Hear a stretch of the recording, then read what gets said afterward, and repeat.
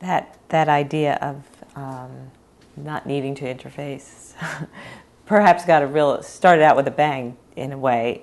If I recall correctly, in her inaugural speech, she surprised everybody by saying she was going to begin with the tax cuts sooner than anyone expected. I'm sorry, I'm not giving you as specific as. No, I know what but you're referring to. You know what I'm referring to. I was watching the inaugural speech and sort of looking at the reaction, and it was very interesting. Right. What did you knew that was coming, no doubt, and did she anticipate that there would be a little bit of a backlash to that announcement? We did. Bill Clinton had come into office a year beforehand, and he had raised taxes retroactively. I forget what the tax was, and however he did it, when he came into office in January 17th or something, there was some tax that he put in place that went back beyond his term.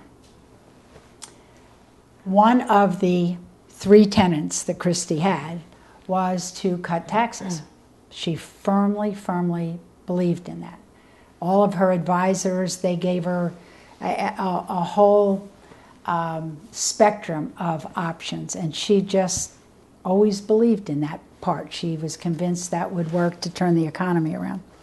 So in drafting the speech, we were thinking, how can we make this real?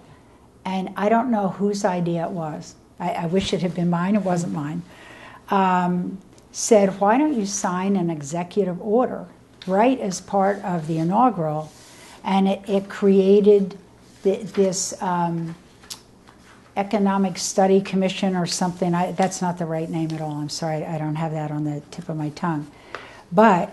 And she also said, and by executive order, there was this one tax that she could cut back, and she said, and unlike the president, I will cut your taxes retroactively.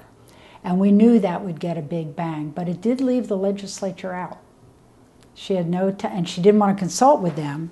I mean, everybody's very close to the vest. They want to reserve to themselves the right to make certain announcements. And in any government setting, information is power.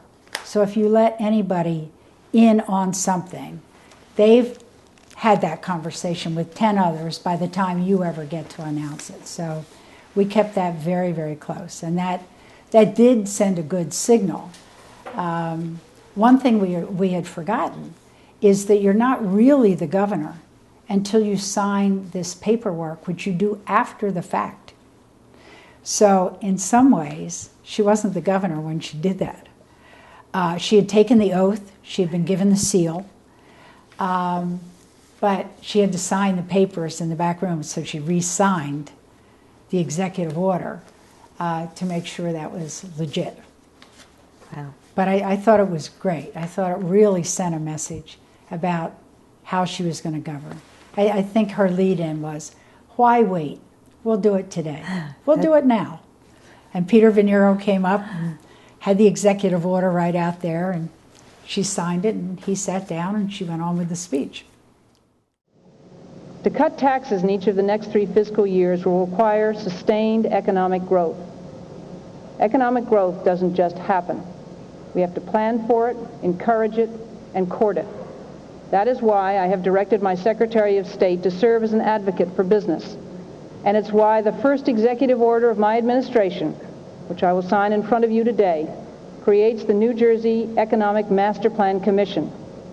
This commission will develop the long-term strategy we need to make New Jersey the economic powerhouse it deserves to be.